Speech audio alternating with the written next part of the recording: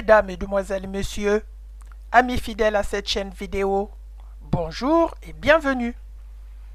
Par cette présentation, nous allons répondre aux allégations des musulmans si Mahomet est prévu dans la Bible. Cette thématique a été traitée, expliquée. Les solutions, les articles, les vidéos qui en expliquent sont facilement consultables sur le net. Alors, pourquoi traitons-nous un sujet qui a été déjà traité? En effet, il y a encore des apologistes musulmans qui continuent de publier du mensonge sur ce sujet. Et malheureusement, il y a encore des musulmans qui continuent de croire que Mahomet est prédit, prophétisé dans la Bible. Et ces musulmans, malheureusement, sont victimes du mensonge des apologistes musulmans et des savants musulmans, comme Ahmed Didat et son élève Zakir Naik. C'est vraiment inédit dans le monde, dans l'histoire du monde, qu'une communauté soit victime du mensonge de la part des membres de la même communauté. C'est vraiment inédit. C'est unique dans le monde ce qui se passe dans l'islam. Nombreux sont ces musulmans qui reconnaissent aujourd'hui qu'Ahmed Didat et Zakir Naik les ont trompés. Curieusement, face à cette reconnaissance, ils ne font pas le travail de sincérité dans leur communauté. Y a-t-il de l'omerta dans la communauté islamique de peur d'être rejetés? Finalement, c'est nous les non-musulmans qui viennent aider les musulmans avec notre sincérité. Pour notre part, nous considérons que ce rôle serait mieux d'être conduit par les musulmans qui ont compris qu'Ahmed Didat et Zakir Naik et d'autres savants musulmans ne sont que des menteurs. Mesdames, Mesdemoiselles, Messieurs, chers amis, il faut savoir cette idée de mentir, de falsifier, de manipuler pour donner l'illusion d'un Mahomet qui est prophétisé dans la Bible date dès les premiers siècles de l'islam, où les experts musulmans, sous l'autorité des califes, y ont mis de tout leur poids pour faire croire que Mahomet se trouve dans la Torah et dans l'Évangile, et faire apparaître dans le texte coranique un Jésus qui parle de Mahomet. Eh oui, notamment dans le verset du Coran, chapitre 61, verset 6. Nous reviendrons sur ce verset dans la suite de cette présentation. Pour cette information de falsification et de manipulation, pour faire apparaître un Jésus qui parle de Mahomet, nous vous invitons à vous reporter au message introductif de cette vidéo sur YouTube, dans lequel vous auriez le lien qui vous permettra d'ouvrir un document PDF afin de lire le procédé utilisé par les premiers musulmans. L'érudit musulman sunnite et indien né au XIXe siècle, Muhammad Rahmatullah al-Hindi, surtout reconnu par al-Hindi, c'est de son livre Izahul Haq, qui veut dire en français Manifestation de la vérité, qui parle des débats islamo-chrétiens, des altérations de la Bible, de la Trinité, du message de Mahomet, que s'inspireront les prédicateurs Ahmed Didat, son élève Zakir Naik et d'autres apologistes musulmans pour faire des débats islamo-chrétiens ou de l'apologie de l'islam. Toutes les thématiques des débats islamo-chrétiens ont été créées que par les seuls musulmans, en choisissant des thèmes qui leur conviennent pour inviter les chrétiens au débat. Mais d'où tiennent-ils tous ces thèmes?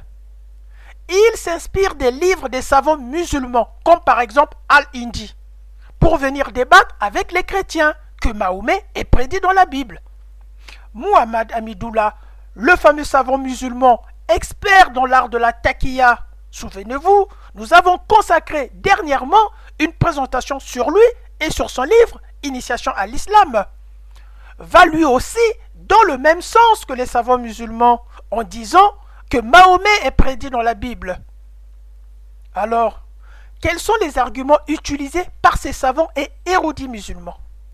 Ils vont se baser sur deux écrits du Coran. Nous lisons le premier. Ceux qui suivent le messager, le prophète illettré, qu'ils trouvent écrit chez eux dans la Torah et l'Évangile, il leur ordonne le convenable, leur défend le blâmable, leur rend licite les bonnes choses, leur interdit les mauvaises et leur ôte le fardeau et les jougs qui étaient sur eux. Ceux qui croiront en lui le soutiendront, lui porteront secours et suivront la lumière de son Dieu avec lui. Ceux-là seront des gagnants. Coran, chapitre 7, verset 157. Ainsi, les musulmans vont sélectionner 4 versets dans la Bible qui, selon eux, font allusion à Mahomet, en référence, bien entendu, à ce premier écrit du Coran que nous venons de lire. Et ces 4 versets qui vont être retenus par les musulmans sont Deutéronome, chapitre 18, verset 18, Ésaïe, chapitre 29, verset 12, Cantique des Cantiques, chapitre 5, verset 16, Jean, chapitre 14, verset 16. Le verset de Jean, chapitre 14, verset 16, va servir de preuve du message coranique suivant, qui est le deuxième écrit duquel se basent les musulmans. Nous lisons.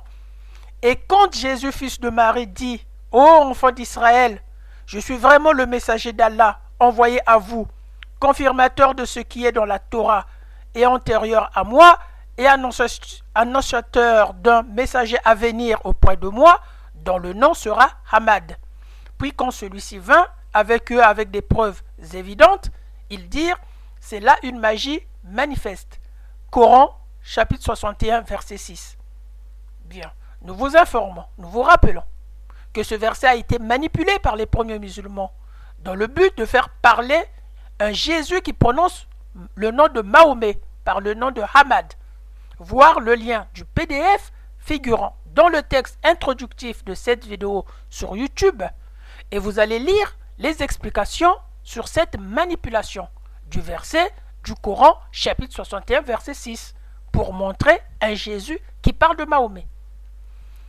Bien, naturellement, si Ahmed Didat et son élève Zakir Nek se sont basés sur des savants musulmans et principalement sur le livre d'Al-Hindi pour faire de l'apologie de l'islam, pour faire des débats à travers le monde entier avec les chrétiens, si leurs arguments sont faux, c'est tout le mensonge des savants musulmans qui tombe à l'eau.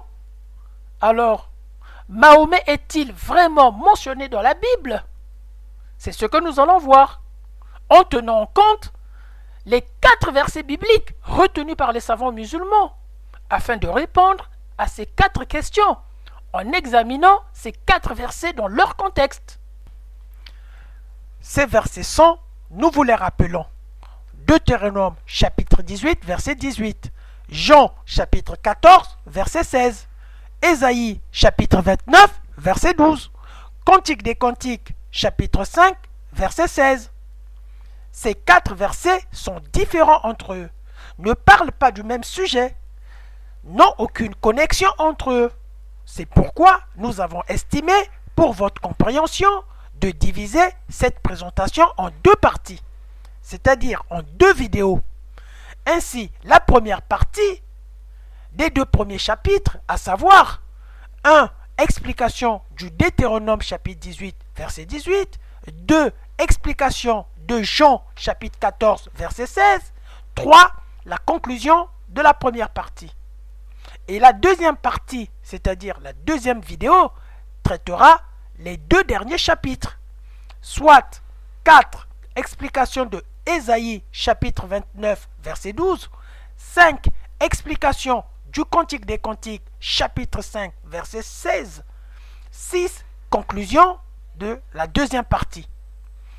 En ce qui concerne les chapitres de cette première partie que nous allons présenter, nous examinerons dans un premier temps le premier chapitre, le Deutéronome chapitre 18, verset 18, avec les points suivants. Étude de l'expression d'entre tes frères, étude des expressions un prophète comme toi et l'expression un prophète comme moi. La notion biblique des frères des Israélites avec le docteur musulman Moudkid Asaka. Puis nous finirons par un récapitulatif de ce premier chapitre. Dans un second temps, nous allons étudier le deuxième chapitre, Jean chapitre 14, verset 16, avec les points suivants. Qu'est-ce que le paraclet? Qui est donc le paraclétos? Que veut dire l'expression un autre consolateur? puis nous finirons également par un récapitulatif. Enfin, dans la conclusion, nous parlerons de façon brève l'accusation à la falsification et la conséquence de Mahomet dans le Coran. Tout de suite, enchaînons avec le premier chapitre. Premier chapitre, explication du Deutéronome chapitre 18, verset 18.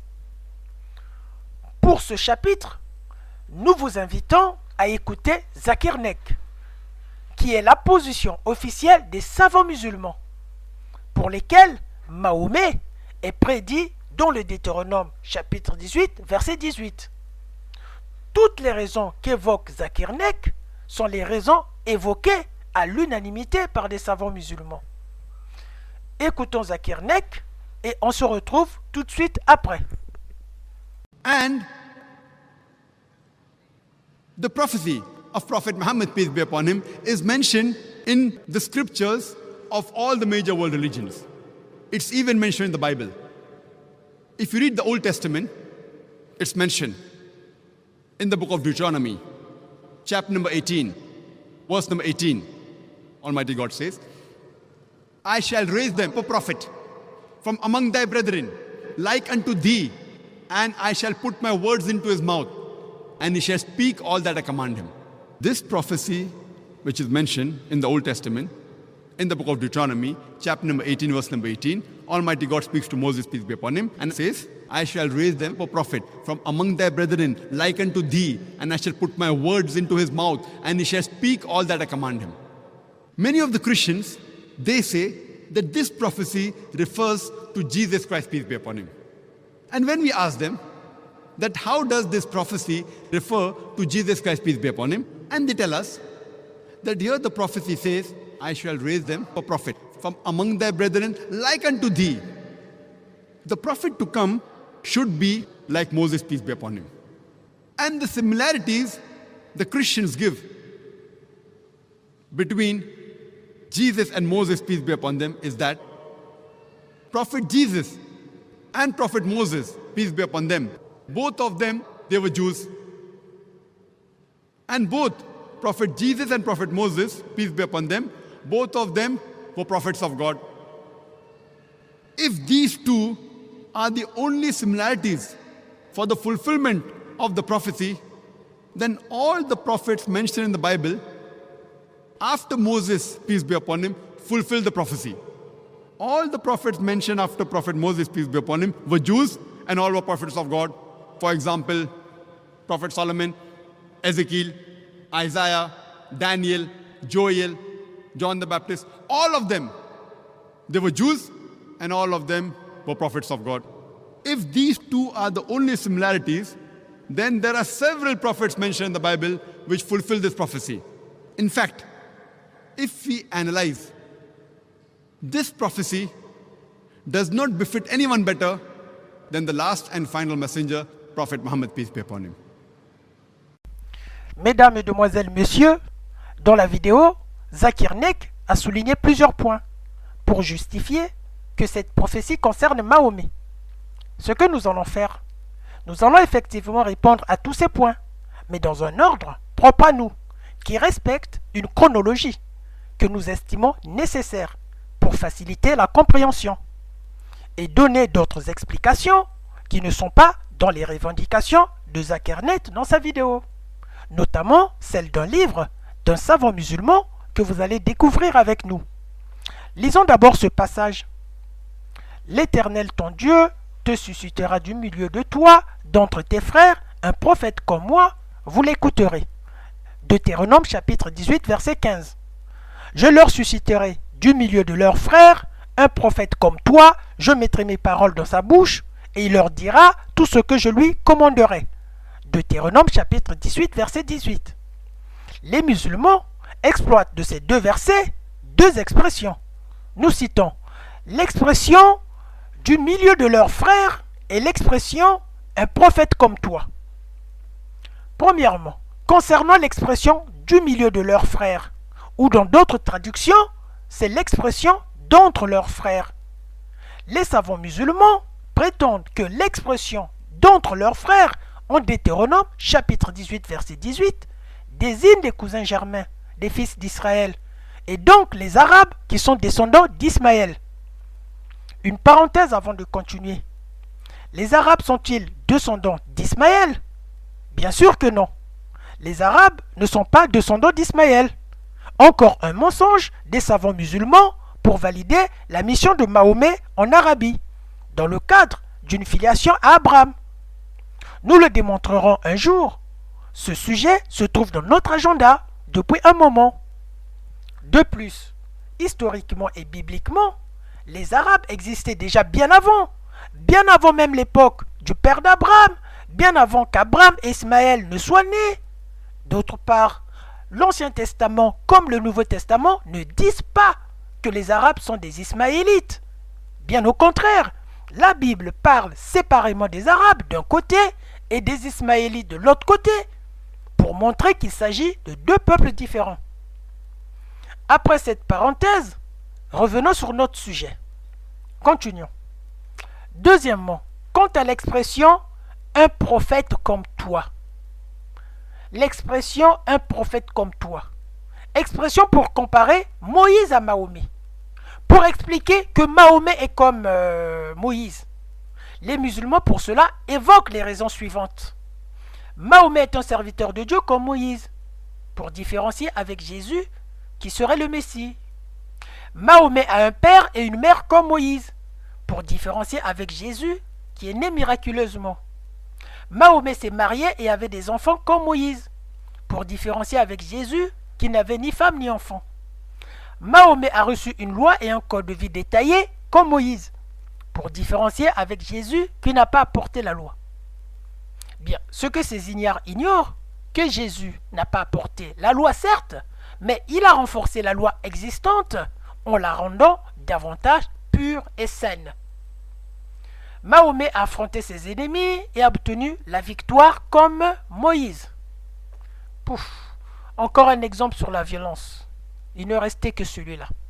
Bien, tous ces éléments sont-ils suffisants pour conclure que le prophète annoncé dans le Deutéronome chapitre 18 verset 15 et dans le Deutéronome chapitre 18 verset 18 est bien Mahomet? Au premier abord, il faut simplement constater que dans l'Ancien Testament, le rôle d'Ismaël et des Ismaélites est extrêmement limité. Leur rôle n'est même pas secondaire dans la Bible. Aucune action d'Ismaël est constatée. En Genèse chapitre 25 verset 9, il enterre son père avec Isaac. En Genèse chapitre 28 verset 9, il épouse l'une des filles d'Ésaü. Enfin, en Genèse chapitre 25 verset 19, il meurt. Dans la Bible, Ismaël n'est mentionné que 20 fois dans la Genèse, contre 112 fois pour Isaac, dont 80 fois dans la Genèse.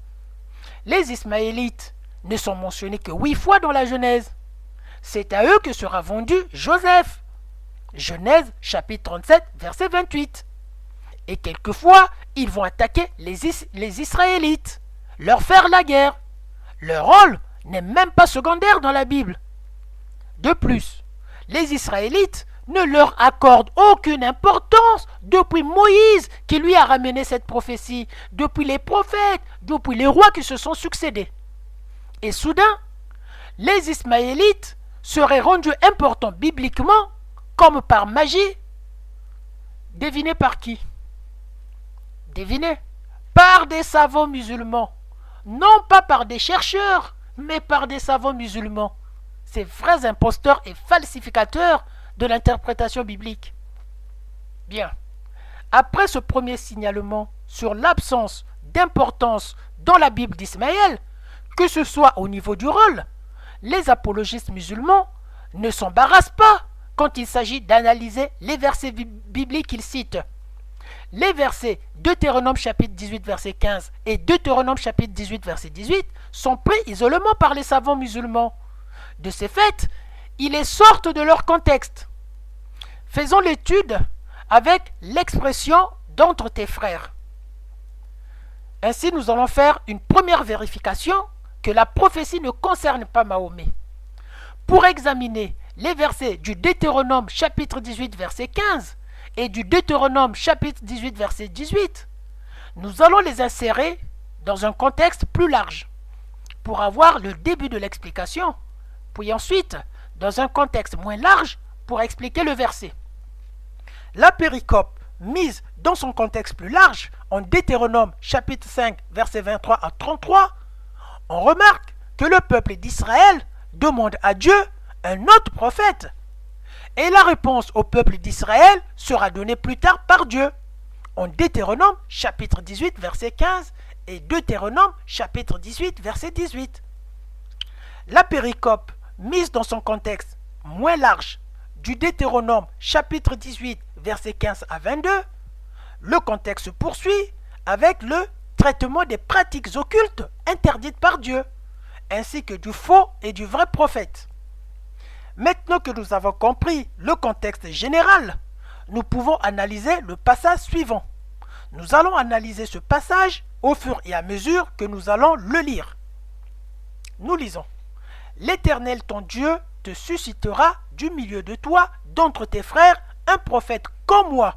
Vous l'écouterez. Il répondra ainsi à la demande que tu fis à l'Éternel ton Dieu, à Horeb, le jour de l'assemblée. Ici, les Israélites avaient demandé pour eux un prophète. Donc un prophète pour eux et non pour les Arabes. Continuons le passage. Quand tu disais que je n'entende plus la voix de l'Éternel mon Dieu, que je ne vois plus ce grand feu, afin de ne pas mourir.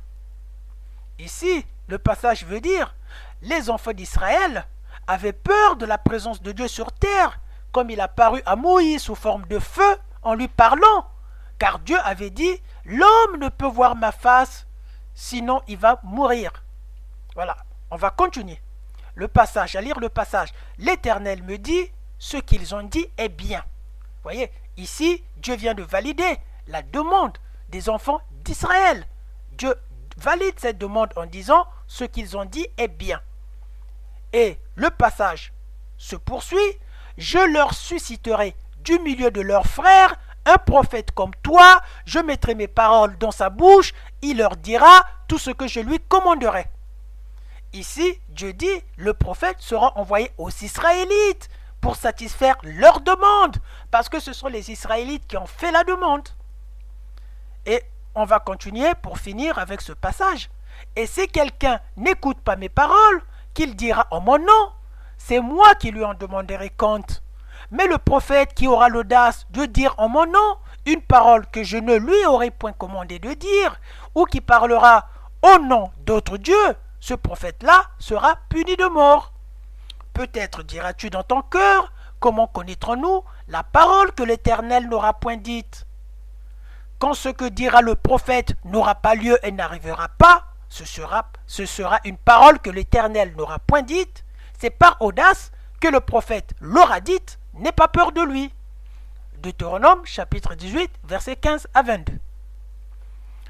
Déjà, avec ce que nous avons souligné à l'intérieur du passage du Deutéronome chapitre 18, versets 15 à 22, Mahomet est d'emblée écarté. Les Israélites ont demandé un prophète pour eux, comme médiateur entre Dieu et eux, craignant que Dieu vienne sur terre parler aux prophètes. Mais Mahomet n'a pas été prophète pour les Israélites, il a été pour les Arabes. Donc il ne correspond pas à la demande des enfants d'Israël faite à l'Éternel. D'autre part, à aucun moment dans la Bible que les Israélites considèrent les Ismaélites comme les frères. Cela n'apparaît nulle part dans la Bible. Israël doit son nom à Jacob et non à Isaac. Ésaü, qui est frère de Jacob, est un meilleur postulant au titre de frère d'Israël. D'ailleurs, la Bible le consacre frère des Israélites, parce qu'ils sont nés de même père et de même mère, ce qui n'est pas le cas d'Ismaël. Or, la spéculation des musulmans consiste de faire remonter le lien de frère entre Israël et Ismaël. Cette spéculation ne reçoit aucun appui biblique, car si Isaac et Ismaël sont frères, mais Israël et Ismaël ne sont pas des frères. Ismaël est l'oncle d'Israël et non des frères. Nous allons examiner l'expression d'entre tes frères, à partir de l'expression du milieu de tes frères, dans le Deutéronome chapitre 17, verset 15. où Moïse s'adresse à Israël en ces termes. Tu mettras sur toi un roi que choisira l'Éternel, ton Dieu. Tu prendras un roi du milieu de tes frères. Tu ne pourras pas te donner un étranger qui ne soit pas ton frère. Deutéronome chapitre 17, verset 15. Ce passage souligne: le roi sera choisi entre les Israélites et interdit la royauté aux étrangers. Pourquoi nous avons pris le Deutéronome chapitre 17, verset 15 en exemple? C'est pour expliquer l'expression du milieu de tes frères qui accompagne dans le Deutéronome chapitre 18 verset 15 l'expression d'entre tes frères.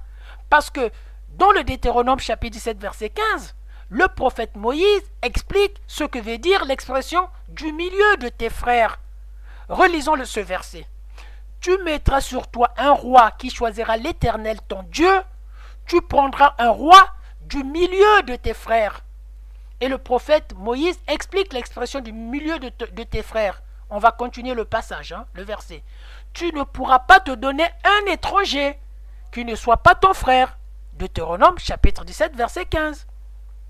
Placer un roi d'entre tes frères à la tête du peuple revient à ne pas y placer un étranger qui ne soit pas ton frère. Il apparaît clairement que d'entre tes frères ne peut s'appliquer qu'aux membres du peuple israélite.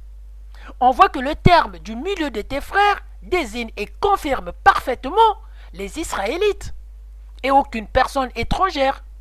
Nous verrons, entre parenthèses, nous verrons plus bas, lorsque Dieu voulait désigner par frère quelqu'un d'autre que les Israélites, le prophète apportait la précision du nom de la personne ou de la tribu de la personne. Fermons la parenthèse et continuons notre présentation.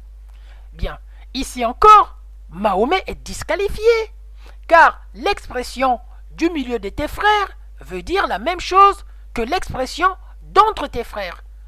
Dans le Deutéronome chapitre 17 verset 15 vient de montrer que dans cette expression, l'étranger est écarté. Mahomet est un arabe. Mahomet est donc un étranger. Il est donc écarté de cette prophétie. Deuxième vérification que la prophétie ne concerne pas Mahomet. Faisons l'étude avec deux expressions. Un prophète comme toi et un prophète comme moi. Le toi et le moi sont différents. Ainsi, l'expression un prophète comme toi est différente de l'expression un prophète comme moi. Toujours avec l'expression d'entre tes frères, il n'y a aucune ambiguïté possible. L'expression d'entre tes frères du Deutéronome chapitre 18 verset 15 et du Deutéronome chapitre 18 verset 18 se rapporte bien aux 12 tribus d'Israël, comme l'illustre le verset du Deutéronome chapitre 18 verset 16 à 17. Nous lisons. Il répondra ainsi à la demande que tu fis à l'Éternel ton Dieu à Horeb, le jour de l'assemblée, quand tu disais que je n'entende plus la voix de l'Éternel mon Dieu et que je ne vois plus ce grand feu, afin de ne pas mourir. L'Éternel me dit, ce qu'ils ont dit est bien. Deutéronome chapitre 18 versets 16 à 17. Dans ce passage, il est fait mention d'un épisode qui s'est déroulé au pied de l'Horeb. Et cet épisode est relaté depuis le verset du Deutéronome chapitre 5 versets 23 à 33 où le peuple d'Israël voulait un médiateur entre lui et Dieu. C'est ainsi que Dieu va répondre à la demande du peuple par la bouche de Moïse en disant ceci, qu'il suscitera un prophète comme moi.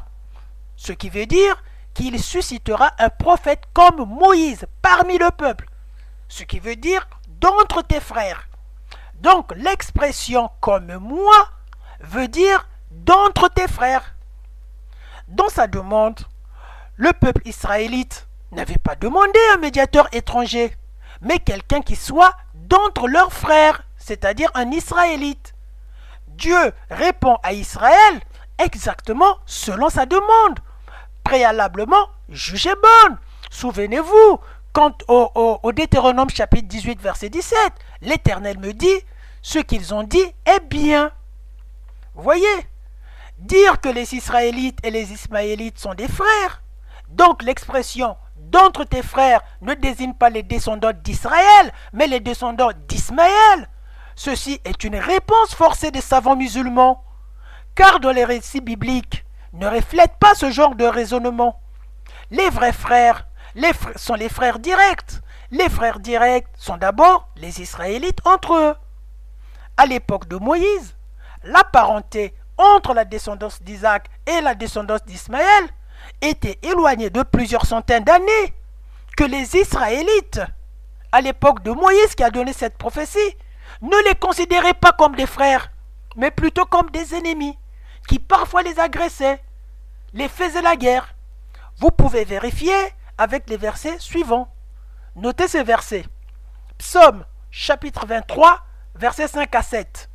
Juge, chapitre 8, verset 21. Jérémie, chapitre 41, verset 1 à 2. Jérémie, chapitre 41, verset 9.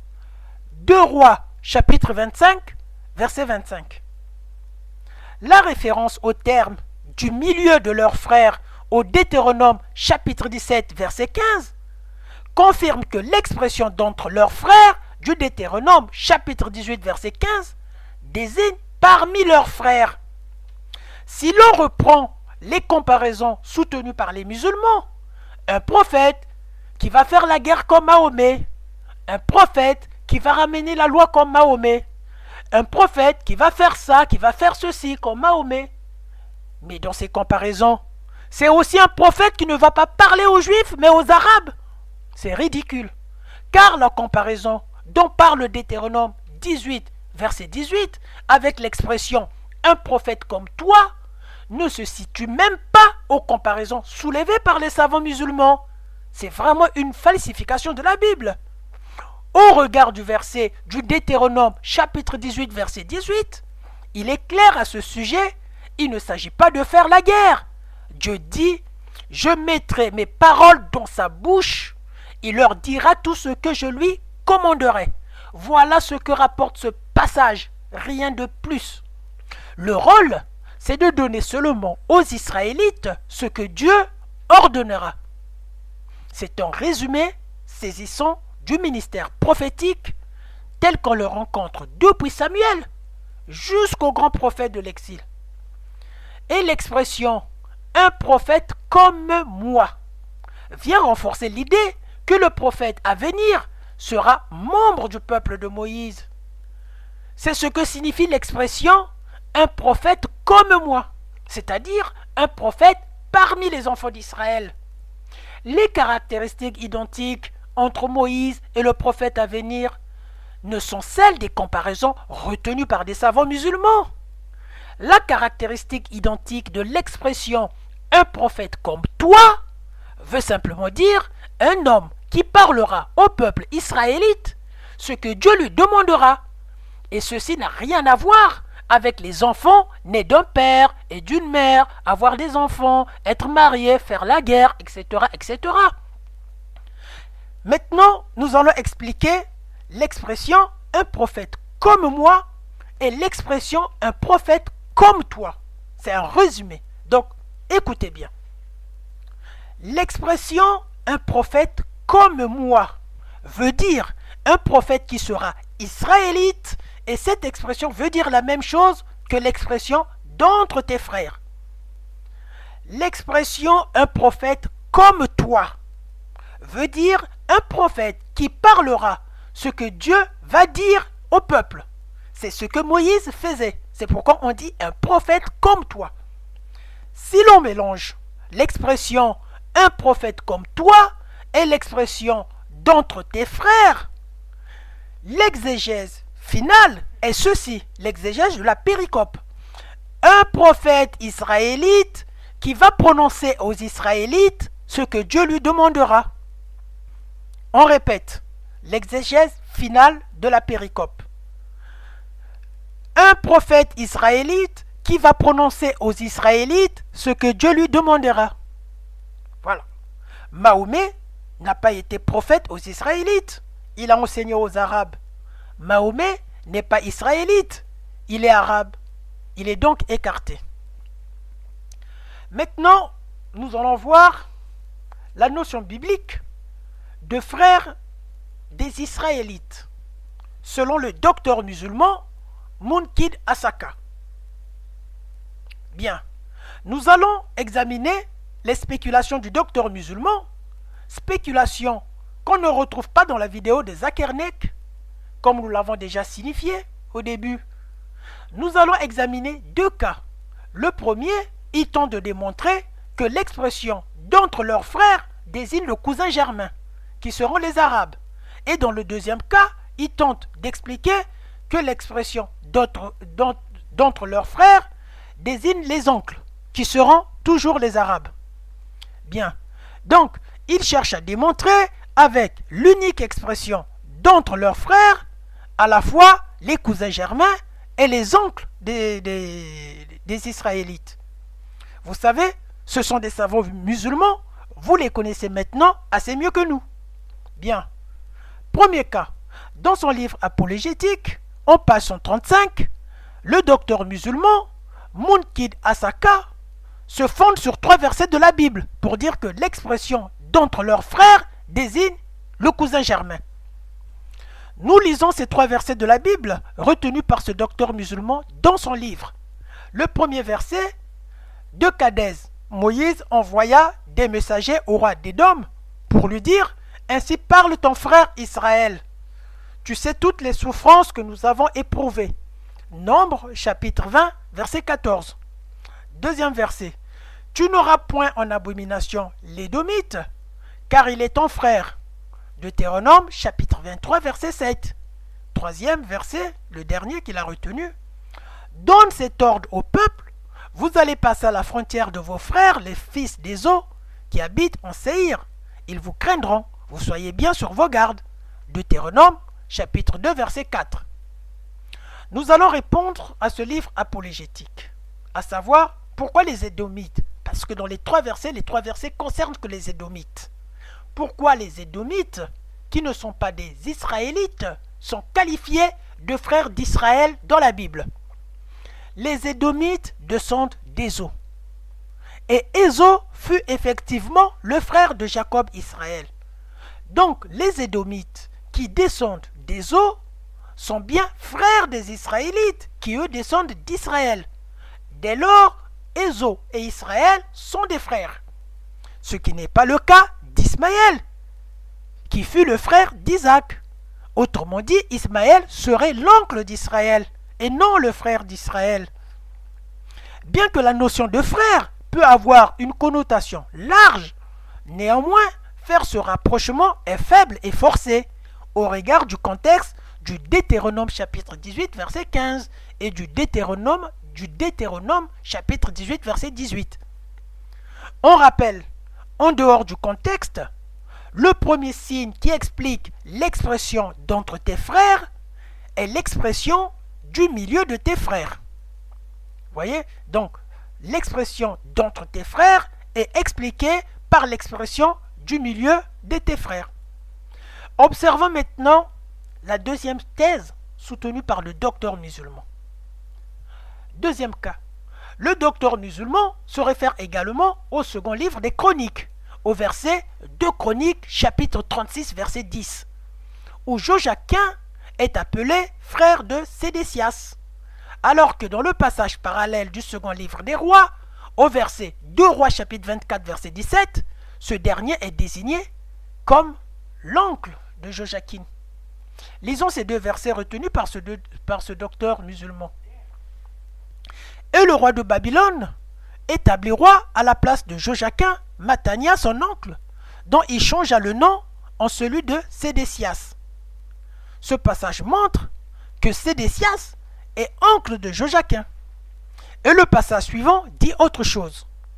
L'année suivante, le roi Nebuchadnezzar le fit emmener à Babylone avec les ustensiles précieux de la maison de l'Éternel, et il établit roi sur Juda et sur Jérusalem, Sédécias, frère de Joachim. 2 Chroniques, chapitre 36, verset 10. Ici, Joachim n'est pas appelé neveu, Sédécias n'est pas appelé oncle, mais Sédécias est appelé frère de Joachim. Ainsi, l'auteur musulman peut dire que si Israël et Ismaël ne sont pas des frères, mais ils sont oncles et neveux, alors l'expression d'entre tes frères concerne les Ismaélites, qui sont les oncles des Israélites. L'auteur conclut, en page 136 de son livre, que le mot frère signifie donc l'oncle, et mis au pluriel, l'expression les frères signifie les cousins germains. Vous voyez, ils arrivent à faire des comparaisons insensées entre versets bibliques pour expliquer frères et cousins germains. Vous voyez ce que sont les savants musulmans.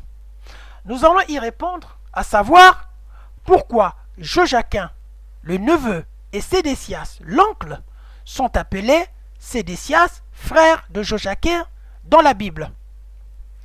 En ce qui concerne Joachim et Sédécias, l'argument de l'auteur est faible et ses conclusions pour le moins précipitées.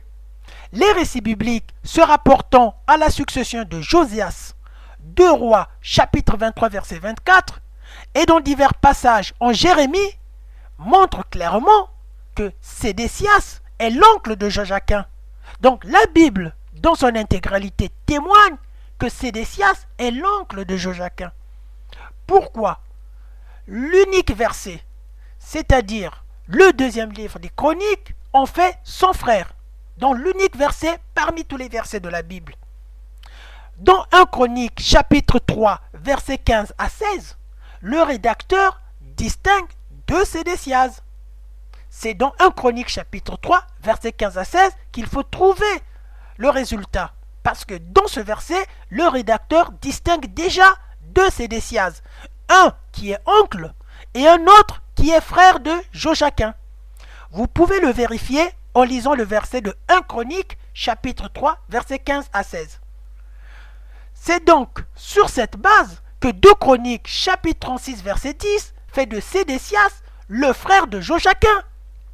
Il est significatif que dans la traduction grecque des Septante, le verset de 2 Chroniques, chapitre 36, verset 10, ne fait pas de Sédécias le frère de Joachim, parce que dans la Septante, il est écrit le frère de son père, autrement dit, de son oncle. En conclusion, le mot frère dans ce passage est davantage la marque d'un malentendu plutôt que l'exemple avéré d'une utilisation au sens large. Dans son livre apologétique, l'auteur ne s'arrête pas là. Il accuse à la falsification des textes bibliques en disant « La Torah a été falsifiée pour que l'expression « d'entre tes frères » ne fasse pas allusion aux Ismaélites. » Pour cela, pour le dire, pour le justifier, il utilise deux versets comme exemple du livre des Actes des Apôtres. Les deux versets des Actes des Apôtres, nous lisons le premier verset. Moïse d'abord a dit « Le Seigneur Dieu suscitera pour vous d'entre vos frères un prophète tel que moi.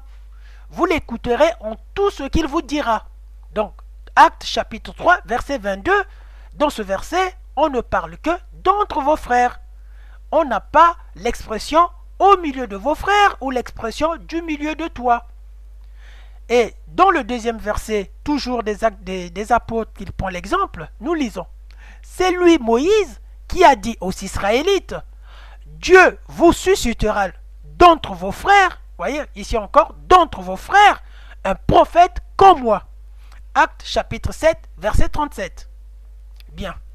En bon taquilliste, qui montre que les choses à moitié pour couvrir la vérité, l'auteur a volontairement jugé dans son livre de montrer que le verset du Deutéronome chapitre 18, verset 18, et de dire que le verset du Deutéronome chapitre 18, verset 15 est falsifié. En effet, dans ce verset se trouve l'expression « du milieu de toi » qui pointe directement un Israélite comme Moïse. Dire que ce verset est falsifié consiste de cacher l'expression « du milieu de toi » qui pointe directement vers un Israélite. Il choisit pour authentique le Deutéronome chapitre 18 verset 18 dans lequel se trouve l'expression « d'entre tes frères » dont le pluriel permet l'élargissement. Cet expert dans l'art de la taquilla sait que l'expression du milieu de toi du Deutéronome chapitre 18 verset 15 est bien gênante. Que dit l'auteur dans son livre pour prouver que le Deutéronome chapitre 18 verset 15 est falsifié? Il affirme en page 147 de son livre que l'expression du milieu de toi dans la Torah est un ajout volontaire que Moïse n'a pas dit. Il le dit ailleurs dans son livre, en page 148, l'expression du milieu de toi est une addition qui n'est pas originelle à la Torah. Comment justifie-t-il cela? Il suffit de comparer le passage du Deutéronome chapitre 18 verset 15 aux deux citations du livre des Actes des Apôtres où l'expression du milieu de toi n'existe pas. Et il déduit dans son livre, à partir du moment que l'expression du milieu de toi n'existe pas dans le livre des Actes, il a été donc ajouté intentionnellement dans la Torah, afin d'enlever la prophétie qui annonçait Mahomet dans la Torah. Pour lui, si ça n'existe pas ailleurs, c'est un ajout, c'est pas un oubli, ou bien ça ne veut pas dire la même chose, et on peut toujours continuer à compléter. Mesdames, Mesdemoiselles, Messieurs, comment pouvez-vous juger ce genre d'argument dans un livre qui est vendu aux musulmans ou destiné aux musulmans? Vous voyez, les savants musulmans sont de beaucoup dans le mensonge à l'intérieur de l'islam. Voilà ce genre de savants qui cherchent à tout prix des poux qui n'existent pas pour forcer la présence de Mahomet dans la Bible. Les juifs et les chrétiens se sont entendus pour effacer dans la Torah la prophétie qui annonce Mahomet en ajoutant l'expression du milieu de toi dans la Torah. C'est quoi c'est? La réponse est simple à ce qu'il reproche. La réponse est simple. Le rédacteur du livre des Actes n'est pas obligé d'utiliser les deux expressions du milieu de toi et d'entre tes frères, comme dans la Torah, pour prouver qu'il ne s'agit que des Israélites. L'expression d'entre tes frères suffit pour comprendre la prophétie de Moïse. On n'a pas besoin de l'expression du milieu de toi qui accompagne l'expression d'entre tes frères. Dès lors, le contexte général dans le Deutéronome montre qu'il s'agit d'un frère parmi les Israélites. Le rédacteur du livre des Actes des Apôtres sait très bien que l'expression du milieu de toi et l'expression d'entre tes frères veulent dire la même chose dans la prophétie de Moïse. Et il choisit d'utiliser une des deux, en l'occurrence l'expression d'entre tes frères. On se demande pourquoi les musulmans croient à ces savants depuis 1500 ans. Depuis 1400 ans, pardon, donc depuis 15 siècles. Les savants musulmans ne sont pas sérieux lorsqu'il s'agit de la Bible. Voilà un docteur qui insiste sur la prophétie de Moïse qui est rappelée dans les livres des Actes qu'il qualifie d'authentique. Vous voyez, la prophétie se trouve en rappel, hein, pas en original, mais en rappel dans le livre des Actes. L'original est dans le livre de la Torah. Par une magie du savant musulman, le rappel dans les livres des Actes devient authentique et l'original dans la Torah de Moïse devient falsifié. Tout ceci parce que la citation dans le livre des Actes est dépourvue de l'expression du milieu de toi et ne contient que l'expression d'entre tes frères. Le ridicule ne tue pas les musulmans. Pourquoi? Le même livre des Actes des Apôtres qu'il soutient, qu'il qualifie authentique concernant la prophétie de Moïse, disqualifie d'emblée Mahomet. C'est très bien. L'authentique disqualifie Mahomet. En plus, c'est pas la falsification, c'est pas le faux. C'est l'authentique qui l'a authentifié. L'authentique disqualifie Mahomet. Car l'apôtre Pierre et Étienne l'attribuent à Jésus. Attribuent cette prophétie à Jésus. En cherchant l'époux là où il n'y en a pas, le musulman s'écroule de lui-même. Et les musulmans qui vont acheter son livre vont croire à son mensonge. Pour cette prophétie de Moïse, Jésus s'en attribue dans son enseignement qu'il donne aux apôtres. Donc Mahomet est encore écarté. Vérifiez pour cela Luc chapitre 24 verset 44, Jean chapitre 1 verset 45, Jean chapitre 5 verset 46. Bien. Pourquoi les savants musulmans ont-ils faussé l'interprétation de la prophétie du Deutéronome chapitre 18, verset 18? Leur problème, quand ils lisent la Bible, ils se braquent sur un verset, comme s'ils lisaient le Coran.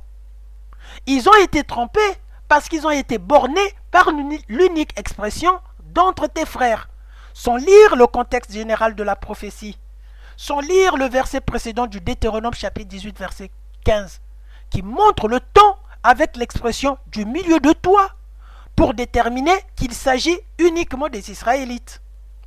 Ils se sont arrêtés qu'au verset du Deutéronome chapitre 18, verset 18. Vous remarquerez que tous les musulmans qui vont vous parler de la prophétie de Moïse vous parleront que du Deutéronome chapitre 18, verset 18. Jamais ils vous parleront de la même prophétie, exactement la même prophétie que Moïse a d'abord parlé en Deutéronome chapitre 18, verset 15. Jamais ils vous montreront le Deutéronome chapitre 18, verset 15. Toujours le Deutéronome chapitre 18, verset 18. Cette attitude vient des savants musulmans, des experts en demi-vérité, en révélant la moitié des choses et en cachant la moitié des choses. C'est ainsi que les savants musulmans, avec leurs lunettes coraniques, ils interprètent dans le Deutéronome 18, verset 18, que les Israélites ne sont pas frères entre eux, mais frères avec les Ismaélites, en se focalisant sur l'expression d'entre tes frères. Ils ont oublié l'expression du milieu de toi est une expression idiomatique qui accompagne l'expression d'entre tes frères pour dire l'un d'entre eux. Fin de ce premier chapitre, place au récapitulatif. Récapitulatif de ce premier chapitre. Le Deutéronome mentionne le mot frère environ 48 fois, en se référant aux Israélites, toutes les fois. Aucune fois n'a été utilisée pour les Ismaélites ou les Arabes. Ce sont tous des frères l'un de l'autre. Pour le livre entier de l'Exode, et l'avant dans le reste de l'Avant-Testament, et l'histoire des fils d'Israël et de leurs descendants. Chaque mention du mot frère, lorsqu'il est utilisé, concerne que les Israélites ou les 11 tribus d'Israël. Par contre, lorsque le Pentateuque mentionne frère pour désigner un descendant d'une tribu en dehors des Israélites, à chaque fois, il spécifie le nom ou le lien lorsqu'il ne s'agit pas d'un Israélite, comme dans les versets suivants. Vous allez vérifier ces versets. Nombre chapitre 20, verset 14, Deutéronome chapitre 23, verset 7, Deutéronome chapitre 2, verset 4. De plus, la prophétie du Deutéronome chapitre 18, verset 18 répond à une demande des Israélites à Dieu de leur donner un autre médiateur entre lui et les hommes, Moïse devenant vieux. Voir Deutéronome chapitre 5, verset 23 à 33. Par cette prophétie, Dieu exauce la demande des Israélites en Deutéronome chapitre 18, verset 18. Par conséquent, la Bible nous révèle que la prophétie du Deutéronome chapitre 18, verset 18 ne parle pas d'un certain arabe qui s'est autoproclamé prophète en Arabie, qui allait devenir prophète sur les Ismaélites pour être un médiateur entre lui et les Israélites. Moïse parla d'un Israélite né parmi les fils d'Israël. C'est de Jésus qu'il parlait. Pourquoi s'agit-il de Jésus? Nous ne l'inventons pas, nous ne l'imaginons pas, mais c'est la Bible elle-même qui le précise à plusieurs endroits. Voici la preuve de ces versets. Luc chapitre 24, verset 44. C'est Jésus qui parle. Il leur dit alors: ce sont ici mes paroles que je vous ai dites quand j'étais avec vous, qu'il fallait que s'accomplissent toutes les choses qui sont écrites à mon sujet sur la loi de Moïse, donc sur la Torah, et dans les prophètes et dans le psaume. Jean chapitre 1, verset 45. Philippe rencontra Nathanaël et lui dit: nous avons trouvé celui de qui Moïse a écrit dans la loi et dans les prophètes. On parlait Jésus de Nazareth, fils de Joseph. Jean chapitre 5, verset 45. C'est Jésus encore qui parle. En effet, si vous croyez Moïse, vous me croiriez, car celui-là a écrit à mon sujet. nous avons fini avec le premier chapitre. Nous allons voir avec un autre verset de la Bible, soutenu par les apologistes musulmans, si Mahomet est bien prophétisé dans la Bible. Deuxième chapitre, explication de Jean, chapitre 14, verset 16. Pour ce deuxième chapitre, nous allons à nouveau écouter Zakir Nek, qui est la position officielle des savants musulmans, pour lesquels Mahomet est prédit dans Jean chapitre 14, verset 16. Écoutons Zakir Nek dans la vidéo et on se retrouve tout de suite après. Time doesn't permit us to go into all the details of the prophecies, but Prophet Muhammad, peace be upon him, is even mentioned in the New Testament. It's mentioned in the Gospel of John, chapter number 14, verse number 16. Jesus Christ, peace be upon him, says that I will pray to my Father, I'll pray to Almighty God to send you a comforter. It's further mentioned in the Gospel of John, chapter number 15, verse number 26. And when I pray to my Father, and when He sends you a comforter, He will abide with you forever. It's further mentioned in the Gospel of John, chapter number 16, verse number 7. Nevertheless, I tell you the truth. It is expedient for you that I go away. For if I go not away, the Comforter shall not come. For if I depart, shall I send him. Jesus Christ, peace be upon him, says that nevertheless, it is expedient for you that I go away. For if I go not away, the Comforter shall not come. For if I depart, shall I send him. Now this Comforter, if we analyze, in the original script, in the language Aramaic, it is Paraclete, which means the praiseworthy, which is the translation of the name Muhammad Sallallahu Alaihi Wasallam. But they have converted it into Parakletos, which one of its meanings is a comforter. Irrespective whether it's Paraclete or Parakletos, Alhamdulillah, both these meanings befit the last and final messenger, Prophet Muhammad, peace be upon him. But many Christians say that this prophecy about the Comforter to come refers to the Holy Spirit. Now, if we analyze, the prophecy clearly mentioned in the Gospel of John, chapter number 16, verse number 7. Nevertheless, I tell you the truth. It is expedient for you that I go away. For if I go not away, the Comforter shall not come. The criteria for the Comforter to come is that Jesus Christ, peace be upon him, should go. If he goes, the Comforter shall come. Only after he departs will he send him. So the major criteria for the Comforter to come is after Jesus Christ, peace be upon him, departs. From the Bible we know that the Holy Spirit was already there before Jesus Christ, peace be upon him. He was there in the womb of Elizabeth. He was there when Jesus Christ, peace be upon him, was born. He was there in the Feast of Pentecost. So surely this prophecy cannot refer to the Holy Spirit. It refers to no one but the last and final messenger, Prophet Muhammad, peace be upon him. It's further mentioned in the Gospel of John, chapter number 16, verse number 12 to 14. Jesus Christ, peace be upon him, says, I have many things to say unto you, but ye cannot bear them now. For he, when the Spirit of truth shall come, he shall guide you unto all truth. He shall not speak of himself. All that he hear shall he speak. He shall show you things to come. He shall glorify me. This prophecy again refers to no one but the last and final messenger, Prophet Muhammad Sallallahu Alaihi Wasallam. It says, I have many things to say unto you. Jesus Christ, peace be upon him, is saying, I have many things to say unto you, but ye cannot bear them now. For he, when the Spirit of truth shall come, he shall guide you unto all truth. He shall not speak of himself. All that he hear shall he say. He shall guide you to the truth. He shall show you things to come. He shall glorify me. And this prophecy does not refer to anyone but the last and final messenger, Prophet Muhammad Sallallahu Alaihi Wasallam.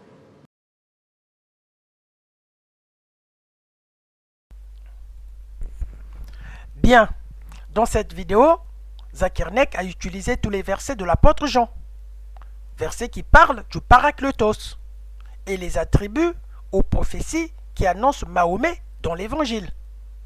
Il fait comprendre au public, rempli de musulmans dans son meeting, que le Parakletos n'est pas le Saint-Esprit, mais un homme à venir, car selon lui, le Saint-Esprit était déjà présent et existait depuis Élisabeth, puis depuis Marie. Zakarnet doit faire allusion à l'ange Gabriel qui annonçait à Élisabeth qu'elle va accoucher un enfant du nom de Jean-Baptiste et à Marie qu'elle va accoucher un enfant qui s'appellera Jésus. En effet, dans l'islam, l'esprit qui vient de Dieu est l'ange. Zakir Nek se trompe de livre. Il lit les versets bibliques avec les lunettes du Coran. Dans la Bible, les anges sont les anges et l'Esprit Saint est l'Esprit de Dieu. L'Esprit Saint est Dieu lui-même. Voir Genèse chapitre 1, verset 2, où il est écrit « Nous sommes au commencement à la création de l'humanité. La terre était informe et vide. Il y avait des ténèbres à la surface de l'abîme et l'Esprit de Dieu se mouvait au-dessus des eaux. Cet Esprit de Dieu qui mouvait au-dessus des eaux n'était pas un ange, mais Dieu lui-même. Et même dans le contexte du verset, le Parakletos ne peut pas être un ange, car les anges ne sont pas omnipotents et omniprésents sur toute la surface. Le Parakletos n'est que l'Esprit de Dieu que le Père envoie. Nous allons savoir, en se fondant uniquement au texte biblique, si le Saint-Esprit est l'ange Gabriel et si le Parakletos est un homme, comme le disent les musulmans. Lisons d'abord ce passage coranique.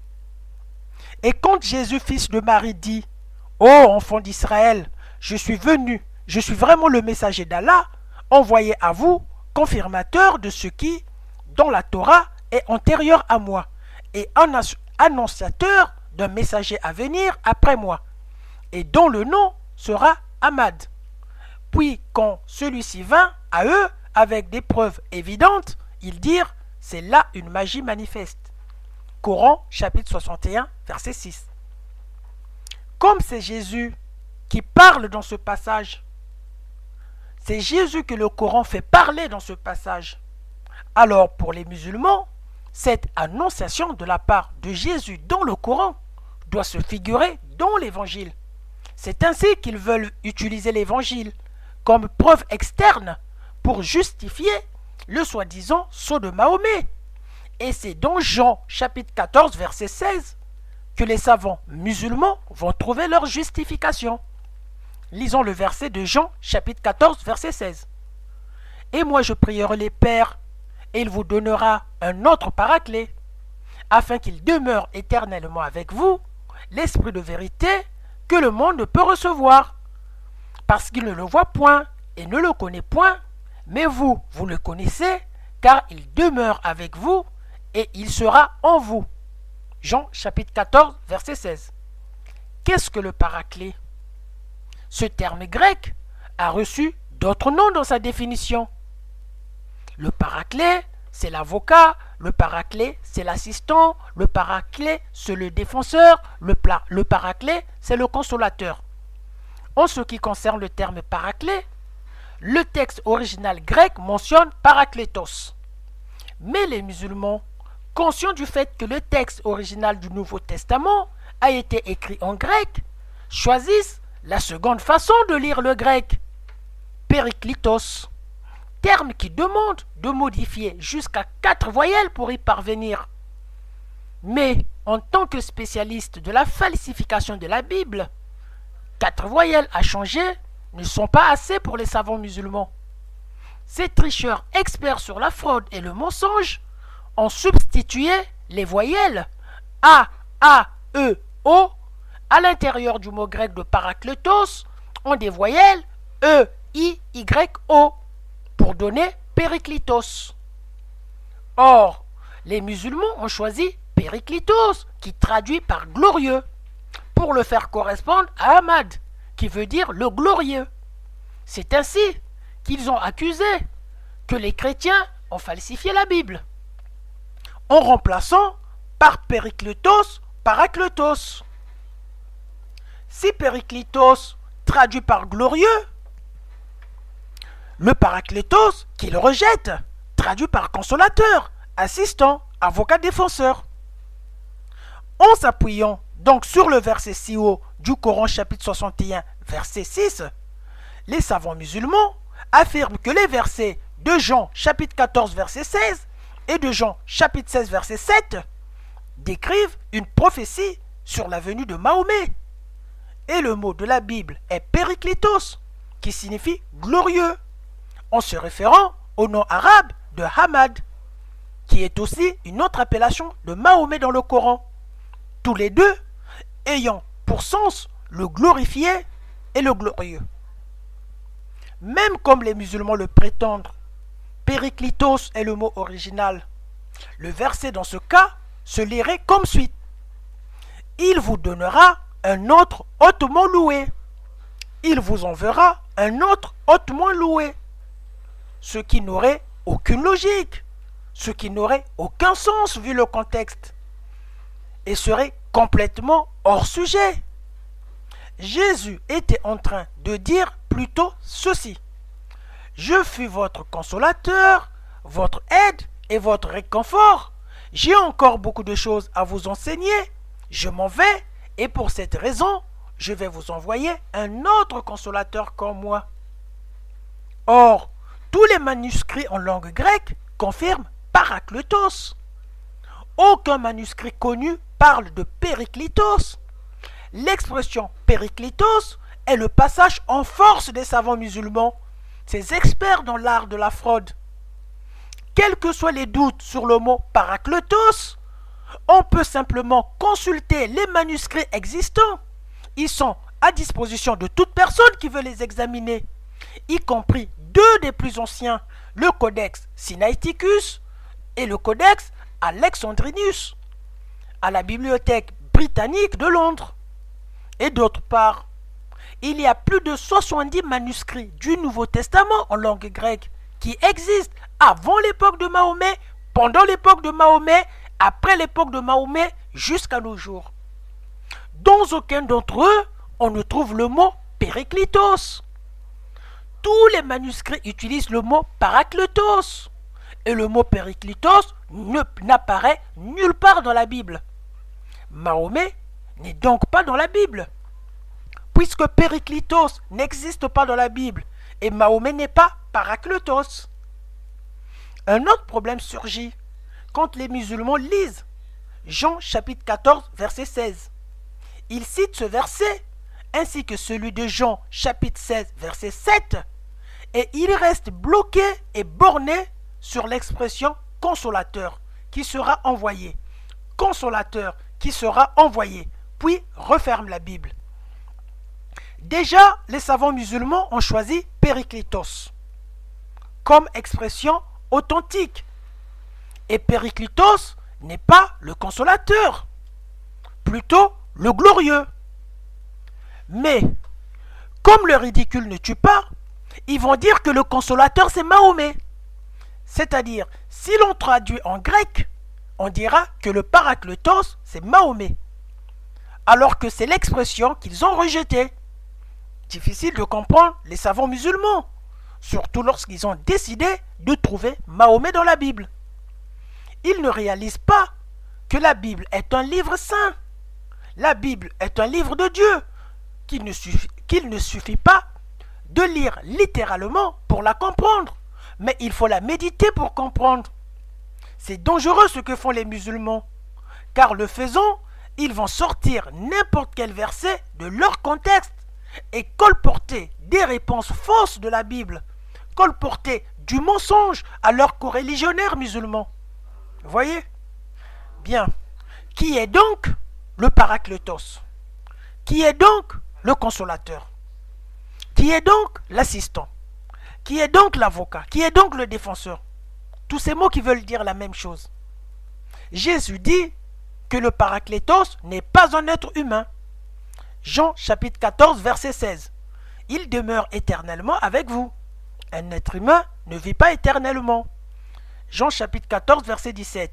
L'esprit de vérité, un homme, un être humain, n'est pas un esprit. Jean chapitre 14 verset 17. Le monde ne le voit point. Un être humain est visible. Jean chapitre 14 verset 17. Et ne le connaît point. un être humain est connu des autres. Jean chapitre 14 verset 17.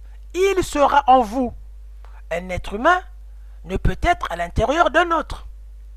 Jésus indique que le Paraclétos a une mission spécifique et cette mission c'est de manifester Jésus. Jean chapitre 14 verset 6. L'Esprit Saint que le Père enverra en mon nom. Jean chapitre 14 verset 26. Vous rappellera tout ce que je vous ai dit. Jean chapitre 16 verset 8. Il convaincra le monde en ce qui concerne le péché. Jean chapitre 7 verset 14. Il me glorifiera. Jésus spécifie que le Paraclétos est un esprit. Jean chapitre 14 verset 17. L'esprit de vérité. Jean chapitre 14 verset 26. Le consolateur, l'Esprit Saint. Au vu de tout ceci, le Paraclétos promis par Jésus n'est pas un homme. S'il n'est pas un homme, il ne peut pas être un prophète. En l'occurrence, il ne peut s'agir de Mahomet dans cette prophétie. Le Paraclétos sera invisible et demeurera éternellement. Or, Mahomet a été visible et il est mort enterré à la Mecque. Amis musulmans, malgré tu es lobotomisé, malgré tu es attaché à ta religion, ton prophète t'a quand même conseillé d'utiliser le raisonnement et l'intelligence. Et relis ces versets s'il te plaît. Remets-les dans leur contexte s'il te plaît. Et médite-les. Si Mahomet est invisible et éternel, auquel cas, le consolateur c'est lui. Mais si Mahomet n'est pas invisible et éternel, cette prophétie ne concerne pas Mahomet. Dans le passage suivant dans la Bible, ce n'est plus Jésus qui parle, mais ce sont les apôtres qui témoignent du Saint-Esprit. Nous lisons. Le jour de la Pentecôte, les disciples étaient tous ensemble dans le même lieu. Tout à coup, il vint du ciel un bruit comme celui d'un vent impétueux, et il remplit toute la maison où ils étaient assis. Des langues semblables à des langues de feu leur apparurent séparées les unes des autres, et se posèrent sur chacun d'eux, et ils furent tous remplis du Saint-Esprit. Des langues semblables à des langues de feu leur apparurent séparées les unes des autres, et se posèrent sur chacun d'eux. Actes chapitre 2, versets 1 à 4. Vous pouvez vérifier ce verset. Ce passage est une preuve que les apôtres ont reçu l'Esprit Saint promis par Jésus dans l'Évangile. Ils n'ont pas vu l'Esprit Saint, mais ils l'ont su par des manifestations spécifiques. Les langues de feu qui leur apparurent. Bien. Que veut dire l'expression « un autre consolateur » ? Un autre consolateur. Avant de donner son explication, remarquons que les savants musulmans, dans leur boulimie de prouver que Mahomet est dans la Bible, ils ont interprété qu'il y a au total 2 consolateurs. Ceci à partir de l'expression « un autre consolateur ». Un autre pour eux serait donc le deuxième consolateur qui est Mahomet. Vous voyez comment il modifie, il falsifie les explications de la Bible. Or, il n'y a qu'un seul consolateur. Mais pourquoi Jésus utilise l'expression « un autre consolateur » en parlant de l'unique consolateur, du même consolateur qu'il a déjà promis? Pourquoi il utilise l'expression « un autre consolateur » ? Il faut savoir que Jésus, pendant sa mission terrestre, était aussi un des consolateurs. Sa nature divine fait de lui un des consolateurs. C'est ainsi qu'il a parlé d'un autre consolateur. Cela ne veut pas dire qu'il y en a 2 ou plusieurs, mais il y en a un. Jésus faisait seulement la différence. Ce qu'il a promis et lui qui était présent. Jésus était plutôt en train de dire ceci. Je fus votre consolateur, votre aide, votre réconfort, votre enseignant. J'ai encore beaucoup de choses à vous enseigner. Je m'en vais et pour cette raison, je vais vous envoyer un autre consolateur comme moi. Donc comme moi, et ce consolateur c'est l'Esprit Saint qui est comme Jésus. Bien, fin de ce 2e chapitre, place au récapitulatif. récapitulatif. Pour passer du périclitos à parakletos, il faut modifier les voyelles A, E, O en E, I, Y, O. N'importe quel savant dans ce domaine vous dira qu'il n'y a aucune évidence d'une telle modification, que les chrétiens n'ont pas modifié. Il n'y a aucune évidence d'une erreur de scribe, car il y a au total 4 voyelles dans un seul mot à changer. D'autre part, tous les manuscrits grecs disent parakletos. Donc cette expression est l'expression authentique. Et cette expression, malheureusement, n'est pas Mahomet. Le concile de Nicée s'est déroulé 4 siècles avant l'arrivée de Mahomet. Les chrétiens ont la même Bible depuis le concile de Nicée jusqu'à l'époque de Mahomet, jusqu'après l'époque de Mahomet. Depuis l'époque de Mahomet, Mahomet lisait la Bible dans sa famille. Waraka, Khadija, Mahomet et autres, ils avaient tous la Bible. Pourquoi n'avaient-ils pas parlé ou dénoncé Parakletos en son temps et également montré d'autres évangiles qui ont été falsifiés et donné le vrai évangile et la vraie Torah? Le Parakletos demeure éternellement avec vous. Un être humain ne vit pas éternellement. Le Parakletos est l'esprit de vérité. Un être humain n'est pas un esprit. Le Parakletos, le monde ne le voit point. Un être humain est visible. Le Parakletos, personne ne le connaît. Le monde ne le connaît point. Un être humain est connu des autres. Le Parakletos, il sera en vous. Un être humain ne peut être à l'intérieur d'un autre.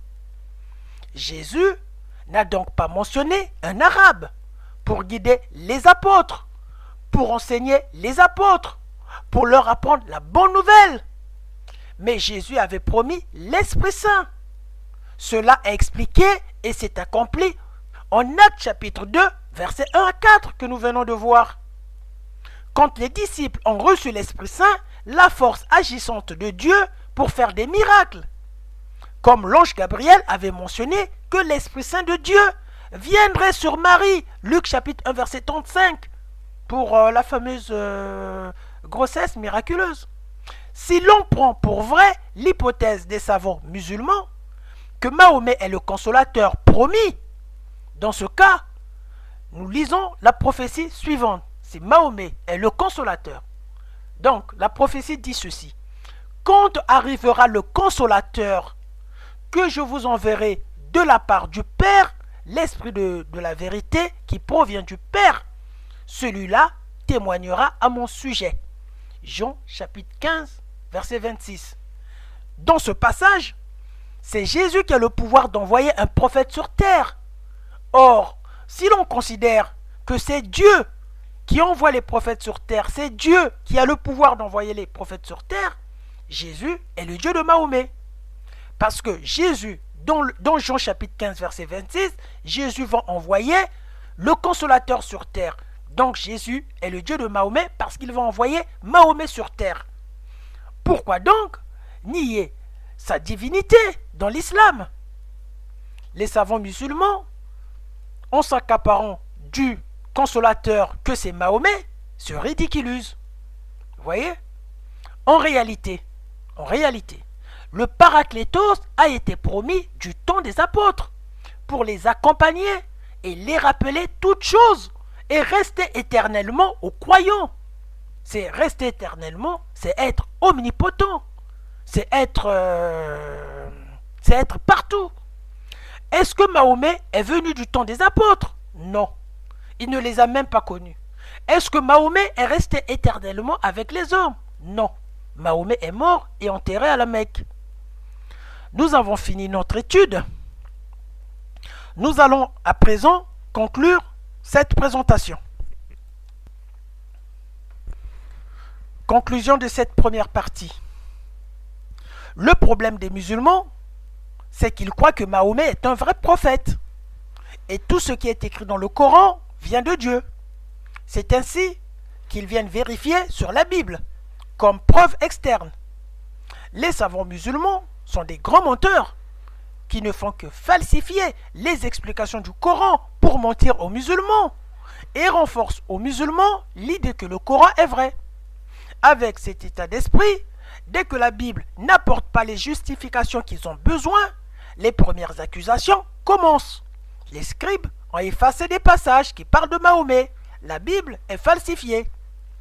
Il a été démontré que ceux qui font la copie, le plagiat, la contrefaçon, leur première audace, c'est de déclarer l'original de falsification et la contrefaçon d'authentique pour avoir des clients à qui on ment pour les faire consommer le produit contrefait. Mahomet n'est pas de la lignée israélite et ne peut donc pas être un prophète. Il n'a été prophétisé nulle part dans la Bible. Son propre Coran le disqualifie. Il mettait des versets dans le Coran qui le disqualifiaient lui-même d'être un prophète du Dieu d'Abraham. En effet, le Coran affirme que Dieu accorde la charge prophétique seulement à la lignée généalogique de Isaac et Jacob, dont Mahomet lui-même ne fait pas partie de ceux qui ont la charge prophétique. Pour preuve, lisons le verset coranique suivant. Nous lui donnâmes Isaac et Jacob et plaçâmes dans sa descendance la prophétie et le livre. Nous lui accordâmes sa récompense ici-bas, tandis que dans l'au-delà, il sera parmi les gens de bien. Coran chapitre 29, verset 27. Par conséquent, l'autorité de foi de plus d'1 milliard de musulmans s'attache au seul témoignage d'un simple homme mortel qui s'appelait Mahomet, qui se définit lui-même comme un homme sans aucun pouvoir et rempli de péchés, dans le verset suivant. Dit, je ne détiens pour moi rien qui peut me nuire ou me profiter, excepté ce que Allah veut. À chaque communauté, un terme. Quand leur terme arrive, ils ne peuvent ni le retarder d'une heure ni l'avancer. Coran chapitre 10, verset 49. Et Allah le jugera comme pécheur. Par conséquent, Mahomet n'est pas sûr d'être sauvé. Nous lisons. Endure donc, car la promesse d'Allah est vérité. Implore le pardon pour ton péché et célèbre la gloire et la louange de son Seigneur soir et matin. Coran chapitre 40, verset 55. Tout ceci est en contraste avec l'affirmation de Jésus qui dit de posséder pleine puissance en Matthieu chapitre 28, verset 18 et de n'avoir aucun péché. Jean chapitre 8, verset 46. 1 Pierre chapitre 2, verset 22. Hébreux chapitre 4, verset 15. Ce que reconnaît le Coran lui-même en disant que Jésus est pur et sans péché dans le Coran chapitre 19, verset 19. Alors, question, si Jésus est pur et sans péché dans le Coran, et le Coran reconnaît que Mahomet est un pécheur, pourquoi le Coran dit que c'est Mahomet qui est l'excellent modèle à suivre sur terre? Coran chapitre 33 verset 21. Et il est d'une moralité imminente. Coran chapitre 68 verset 4. Fin de cette présentation. Que le feu de l'Esprit Saint vous guide et vous aide à comprendre la parole de Dieu. Au revoir et à bientôt pour la deuxième partie de cette présentation.